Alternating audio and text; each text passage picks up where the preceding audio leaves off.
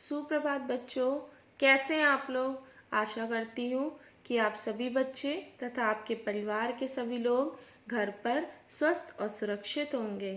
बच्चों, आज हम हिंदी व्याकरण का पाठ 2 का अध्ययन करेंगे। आज का हमारा दूसरा पाठ है वर्ण।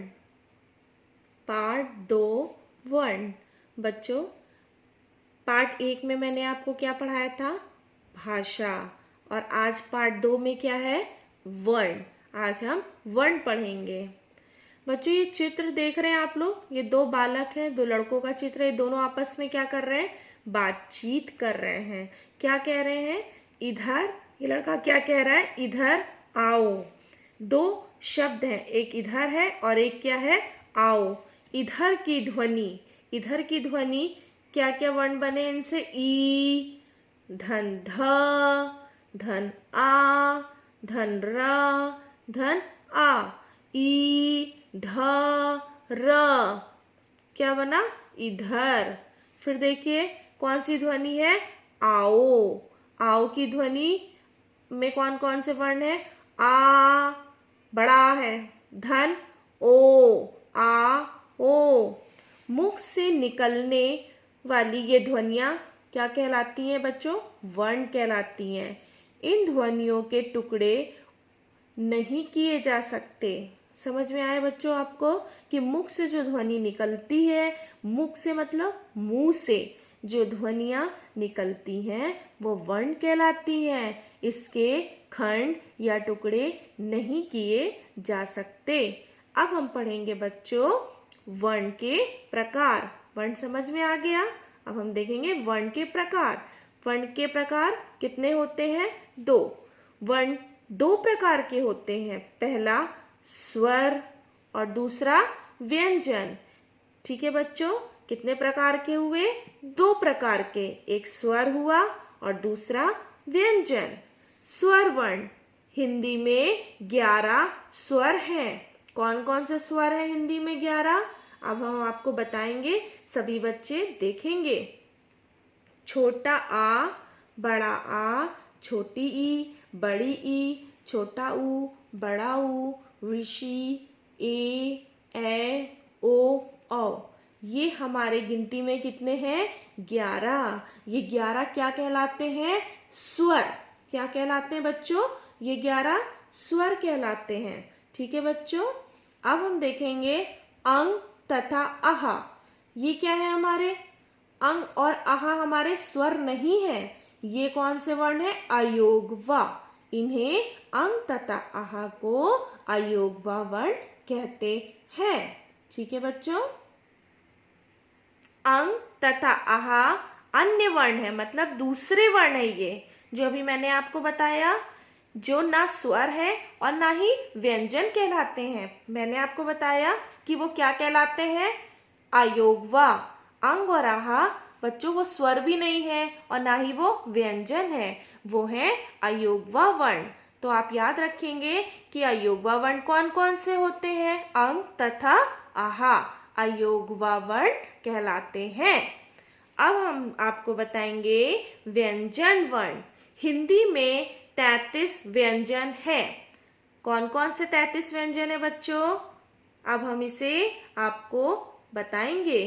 क, ख, ग, घ, अड़ा, च, छ, ज, झ, इया, ट, ठ, ड, ढ, न, त, थ, द, ध, न, प, फ, ब, भ, म, य, र, ल, व, श, श, सा, हा। का से लेकर बच्चों हा वर्ण तक ये क्या कहलाते हैं? हमारे व्यंजन वर्ण। ठीक है बच्चों, का से लेकर कहाँ तक बताया मैंने? हा तक।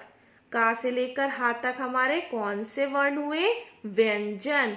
और ये गिनती में कितने होते हैं? 33। चलो मैं अब आपको ये गिन के बताती हूँ।